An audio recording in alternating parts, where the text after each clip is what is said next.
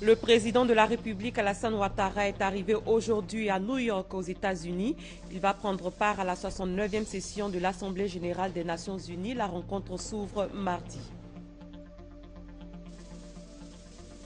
Le Rassemblement des jeunes républicains a un nouveau président. Il se nomme Da Sanson. Il a été élu au cours du 3e congrès du RJR.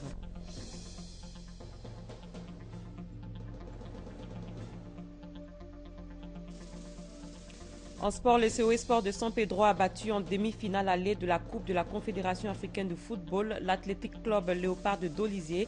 C'était au stade Robert Champroux de Marcory. Bonsoir à tous et bienvenue dans ce 23h. Arrivée aujourd'hui du président de la République Alassane Ouattara à New York aux États-Unis d'Amérique, le chef de l'État va participer à la 69e session de l'Assemblée générale des Nations unies prévue mardi. Le compte-rendu de Jérôme Kofi Abolin. Newark International Airport, New Jersey, près de New York. Il est environ 18h15, heure locale, soit 22h15, temps universel. Ce samedi 20 septembre 2014, quand le président de la République, Alassane Ouattara, descend de l'avion en provenance d'Abidjan pour sa participation à la 69e session de l'Assemblée générale de l'ONU à New York, aux États-Unis. Pour le chef de l'État, ce rendez-vous est d'une importance capitale, d'autant plus qu'il constitue une occasion de rencontre de haut niveau. Nous sommes là pour les assemblées générales des Nations Unies. Donc c'est un événement important et nous avons une forte délégation parce que nous avons beaucoup de rencontres et nous comptons rester à peu près une semaine. Alors je suis heureux d'être à nouveau à New York. À cette 69e session de l'Assemblée générale, le président Alassane Ouattara est attendu pour une allocution. Nul doute que le message de la Côte d'Ivoire va porter sur le développement si l'on s'en tient au thème de la rencontre, à savoir la concrétisation d'un programme de développement porteur de transformation pour l'après-2015. Avant de regagner les États-Unis d'Amérique, le ministre d'État, ministre des Affaires étrangères, était en mission au Canada. Charles Kofi Dibi a rencontré les autorités canadiennes. Au centre des échanges, le renforcement de la coopération bilatérale et des liens d'amitié qui unissent la Côte d'Ivoire et le Canada. Il est allé apprécier l'état d'avancement des travaux. Le ministre des Infrastructures économiques, Patrick Achi, était récemment sur le chantier de la station de traitement d'eau de Yopougon. Il s'est également rendu dans certains sous-quartiers de la commune où il a rencontré les populations. Sidonie Davila. Ces cris traduisent le besoin criant en eau courante au quartier Mikao de Yopougon, un problème inhérent à plusieurs sous-quartiers de la commune. Face à cette situation inconfortable, comme solution urgente, le gouvernement décide d'installer cette station d'eau. En visitant ces lieux, le ministre des Infrastructures économiques, Patrick Achi, est venu s'assurer de l'état d'avancement des travaux du chantier. Je suis venu visiter un des chantiers importants en cours qui devrait permettre de régler les problèmes, la quasi-totalité des problèmes de Yopougon. En tout cas, tout au moins, les problèmes des personnes qui sont abonnées, raccordés au réseau et qui, en ouvrant le robinet, n'en ont pas. Donc on a visité le chantier, il est relativement avancé. Aujourd'hui, on considère que Yopougon doit avoir un besoin estimé autour de 80 à 100 000 mètres cubes par jour. La station que nous sommes en train de construire, la nouvelle, va doubler la capacité de la station de Niangon. Et on va avoir 45 000 mètres cubes supplémentaires chaque jour à livrer aux populations. La visite du ministre et de sa délégation s'est poursuivie sur les sites de construction des canalisations, chez les revendeurs d'eau et même dans certains ménages afin de mieux s'imprégner des difficultés réelles que vivent ces populations au quotidien. Mais voilà le DG de la solution. Nous sommes en bas, nous qui sommes en bas ici au bord de la rue, on a des gens qui sont en haut et ils n'ont pas de l'eau. Ça peut compter 2 jours, une semaine. Avec un peu de patience, le calvaire des populations de Yopougon en attente d'eau sera bientôt terminé. Les travaux débutés depuis 24 mois s'achèveront, selon le ministre Patrick Achi, dans les semaines à venir, au grand soulagement des populations de Yopougon. Le monde entier a célébré ce 21 septembre la Journée internationale de la paix, une journée instituée par l'Assemblée générale des Nations unies en 1981. Les Nations unies invitent tous les pays et tous les peuples à respecter l'arrêt des hostilités durant cette journée. Le ministère de la Solidarité, de la Famille, de la Femme et de l'Enfant organise la quinzaine de la solidarité. Il met à profit cette période pour identifier les victimes en vue de mettre en place un mécanisme fiable de prise en charge et d'indemnisation. Le ministère a tenu récemment la nuit de la solidarité. Gabriel Zani y était. La nuit de la solidarité. Dès l'entame de la soirée, une démonstration du lavage des mains pour éviter la contagion par le virus Ebola. Ensuite, les prestations d'artistes ouvertes par l'hymne de la solidarité. Après ces instants de chant et de rythme, les discours. Celui du ministre Nyamie Konan, représentant le Premier ministre, a été ponctué de mots très forts. La solidarité est surtout la compassion. La compassion, c'est notre capacité à pouvoir nous mettre à la place de l'autre. Dernier jour de la quinzaine de la solidarité, dernières actions fortes en faveur des personnes en difficulté.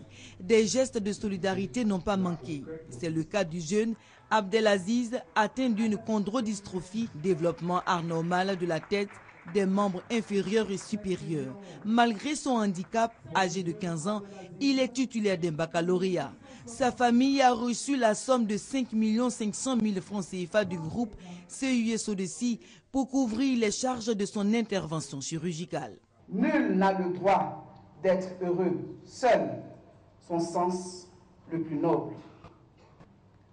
À vous, mesdames et messieurs les futurs récipiendaires des différents ordres du mérite de la solidarité, soyez assurés que l'honneur de mon département ministériel est certes grand, mais ne sera jamais à la mesure de votre don de soi. Au cours de cette soirée, des personnes de bonne volonté ont reçu la médaille de la solidarité. Je suis content. Pourquoi je suis content? Je ne suis pas allé à l'école. Aujourd'hui ici à Hôtel Goff, ils sont là moi me décorer par ce que j'ai fait. La compagnie est très sensible des personnes qui sont démunies et qui nous demandent de l'aide. Ce que nous faisons tous les jours nous a conduit donc à avoir cette distinction et nous en sommes très fiers. Une vente aux enchères de tableaux confectionnés par des femmes a clôturé la nuit. Les fonds serviront à aider les personnes démunies. Le salon international Afrique Talent se tient en ce moment à Abidjan. C'est une plateforme de recrutement pour les services des sociétés. Plusieurs entreprises dont la RTI prennent part à cette rencontre. Serge Gangomé. Un salon international de recrutement à Abidjan, dénommé Forum de recrutement 2014 ou encore Afrique Talent. Ce salon est une plateforme dont l'objectif est de donner la possibilité aux entreprises de recruter des agents dynamiques pour renforcer la performance des services qu'elles offrent. Une démarche qui peut contribuer à la croissance des affaires et au développement des pays africains. C'est un marché, une place de marché qui permet aux offreurs et aux demandeurs de se retrouver, donc de créer une plateforme vivante de développement de l'emploi. Notre engagement vis-à-vis des entreprises, c'est de leur offrir un public de qualité dans lequel elles peuvent puiser des talents pour leur développement. Plusieurs entreprises dont la radiodiffusion télévision ivoirienne sont à la recherche de meilleurs profils pour élever le défi de compétitivité.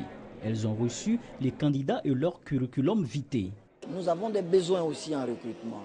Et donc l'occasion nous est donnée de voir à travers les CV, mais surtout de discuter avec ces jeunes, n'est-ce pas, diplômés, qui sont passés dans plusieurs entreprises, qui ont des expériences. La RTI a un vaste chantier. Nous nous préparons pour affronter la libéralisation qui pointe à l'horizon. Nous avons besoin d'audit parce qu'il faut assainir notre comptabilité. Nous avons besoin de contrôleurs de gestion. Il faut être capable de faire un budget clair et net, et ça aussi c'est très important. Nous avons besoin d'un directeur photo, nous avons besoin de commerciaux, nous avons besoin de producteurs de haut niveau. Alors dans ce salon, je recherche des candidats, des compétences, des talents, dont Afrique Talent. Donc nous recherchons des gens qui sont prêts à travailler, passionnés, talentueux et qui peuvent nous apporter un avancement au niveau de notre entreprise. En termes de CV, on en a eu beaucoup. beaucoup de bons candidats. Pour les candidats, ce salon est une opportunité pour faire valoir leur savoir-faire. Oui, par rapport à la formation d'électromécanicien que j'ai faite, je pense que j'ai les qualités requises pour avoir un poste de cadre dans les entreprises qui sont représentées ici. Entamé ce vendredi 19 septembre au Sofitel Abidjan au Côte d'Ivoire, le Salon international de recrutement 2014 s'est achevé ce samedi.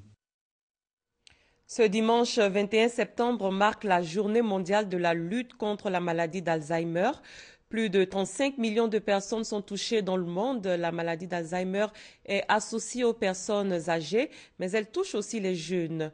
La célébration de cette journée est l'occasion de mobiliser la communauté internationale pour une meilleure prise en charge des personnes malades. Serge Gangoumé. Dans le monde, plus de 35 millions de personnes souffrent de la maladie d'Alzheimer, une maladie qui touche les cellules nerveuses et provoque une perte de mémoire chez le sujet. Selon le docteur Kwasi Kwame Léonard, neurologue au centre hospitalier universitaire de Yopougon, les causes de cette maladie restent encore inconnues. Cependant, des facteurs génétiques et environnementaux contribuent à son apparition et à son développement. C'est une maladie neurodégénérative qui est caractérisée par l'altération progressive des fonctions cognitives ou intellectuelles.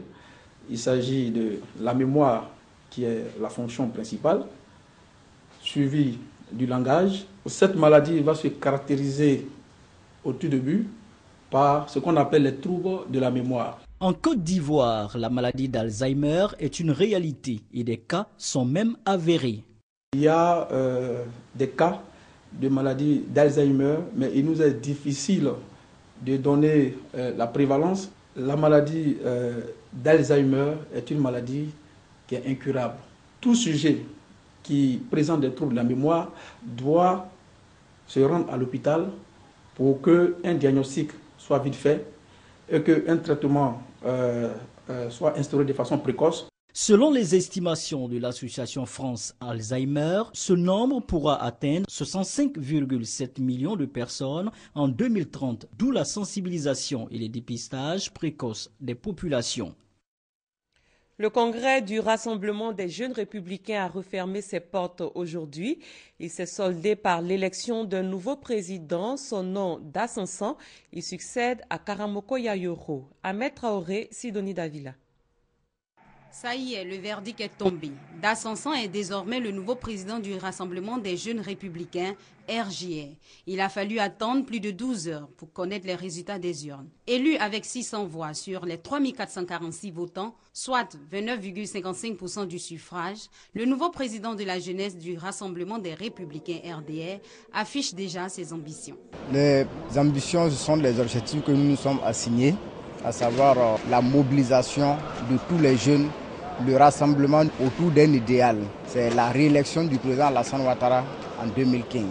À l'ensemble des jeunes, je voudrais les inviter à l'esprit de changement de mentalité. Après les travaux en commission, le secrétaire général adjoint chargé des syndicats et du monde associatif estime qu'il faudra mettre en place une stratégie pour rapprocher la base des cadres du parti.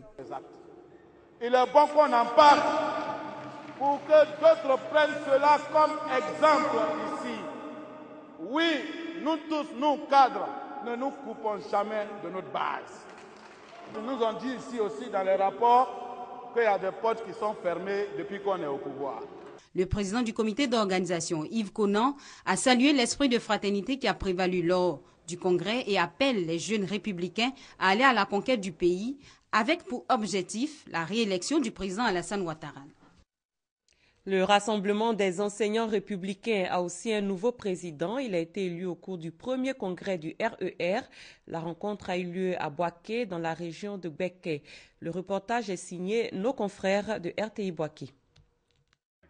Plus de 450 congressistes venus de tout le pays ont pris part au premier congrès ordinaire du Rassemblement des enseignants républicains, RER, à Boaké, en ligne de mire la prochaine élection présidentielle en Côte d'Ivoire. D'où le thème « Enseignants unis et mobilisés pour la victoire d'Alassane Ouattara en octobre 2015 ». Ce premier congrès des enseignants du RDR se voulait une rencontre de maturité et de cohésion entre les membres. Cet important rendez-vous a bénéficié du soutien de personnalités de premier rang du Rassemblement des Républicains. Ce congrès, pour moi, est le congrès de la maturité. C'est le congrès de la légalité. C'est ce congrès-là qui vient donner une existence légale au RER, au sein du RDR. Je voudrais, au nom de la direction, vous féliciter et vous remercier pour avoir cru à notre combat, pour avoir donné de votre force, mais parfois, hélas, de votre sang, pour le triomphe de la vérité et de la démocratie. Ce premier congrès a permis au RER d'élire son président national. C'est Kouyaté Abdoulaye qui assumera cette responsabilité pour 5 ans. Il se dit prêt à relever le challenge. Les rideaux tombent, n'est-ce pas, sur le congrès, mais en même temps nous rentrons dans la case pour construire désormais la victoire du président Alassane Ouattara, pour qu'ensemble nous préparions cette victoire-là au premier tour. Les participants se disent fiers de la tenue de ce premier congrès du RER.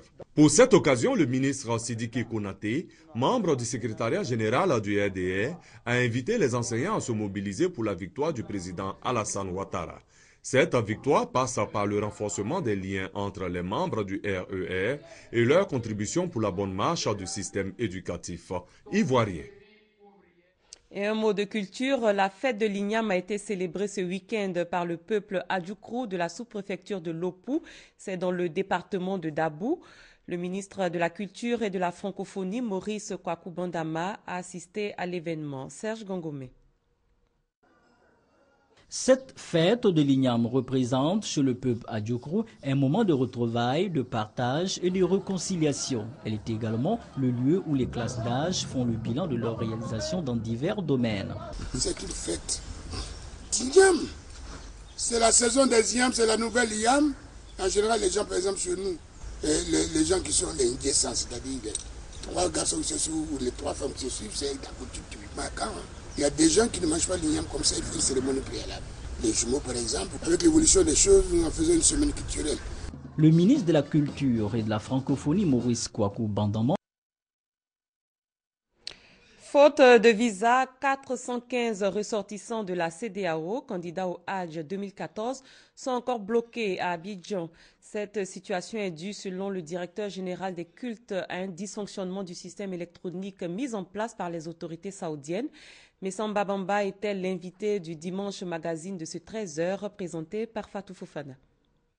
Alors, on retient que ces pèlerins ont encore 7 jours pour pouvoir ils ont encore 7 jours. Arabie Saoudite. Et je voudrais ajouter, parce que vous avez dit tout à l'heure qu'on a fait nos 9 rotations. Oui. Et notre partenaire que je voudrais saluer ici, Air Côte d'Ivoire, sur le coup nous a dit, nous sommes avec vous, nous allons voir avec notre partenaire Flynas en Arabie Saoudite, une fois que les visas sont donnés, nous allons assurer donc par 2 ou 3 rotations le transport de ces pèlerins.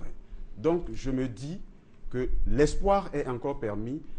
Son Excellence l'ambassadeur Touré Vazoumana, le docteur Sissé Abdoul Karim, le consul général de Côte d'Ivoire en Arabie Saoudite sont à pied d'œuvre auprès des autorités saoudiennes et nous pensons que l'espoir est permis. En sport, précisément le football, le COE Sport de San Pedro a battu en demi-finale allée de la Coupe de la Confédération africaine de football l'Athletic Club Léopard de Dolizé. Le match a eu lieu au stade Robert Champrou de Marcory d'Abidjan. Score 1-0. Le verdict est tombé hier après-midi à Addis Abeba en Éthiopie. La CAF, la Confédération africaine de football, a désigné les pays organisateurs de la CAN 2019-2021. À l'issue du vote, le Cameroun va abriter la CAN 2019 et la Côte d'Ivoire va accueillir l'édition de 2021. On écoute le président de la CAF, Issa Hayatou.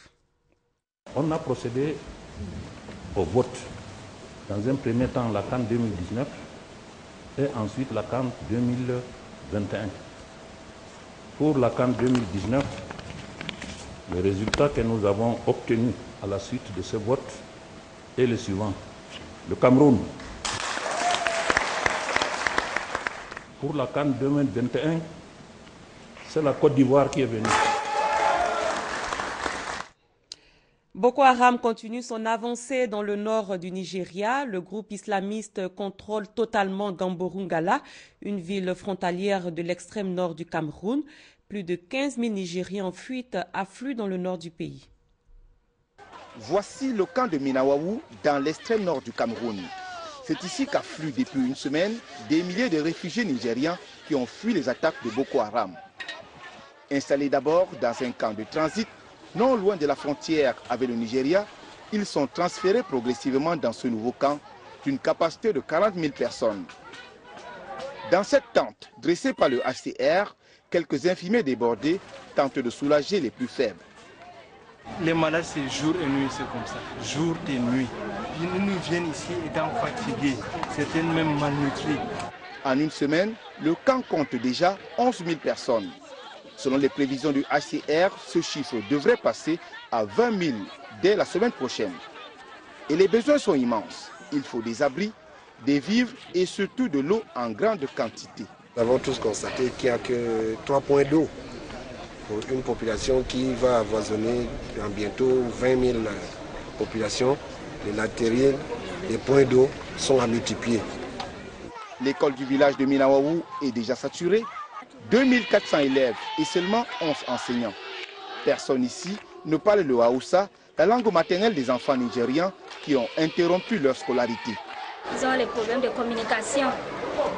Parce que dans les pays, ils connaissent rien que le Haoussa. Ils se communiquent moins en anglais. Donc on fait l'effort qu'ils communiquent en anglais et en français aussi. Le HCR a lancé un appel de fonds aux donateurs pour un montant de 34 millions de dollars afin de porter secours aux réfugiés nigériens du Cameroun, mais aussi du Tchad et du Niger. Ainsi s'achève cette édition. Merci de l'avoir suivi. Très bonne suite de programme sur RTI 1.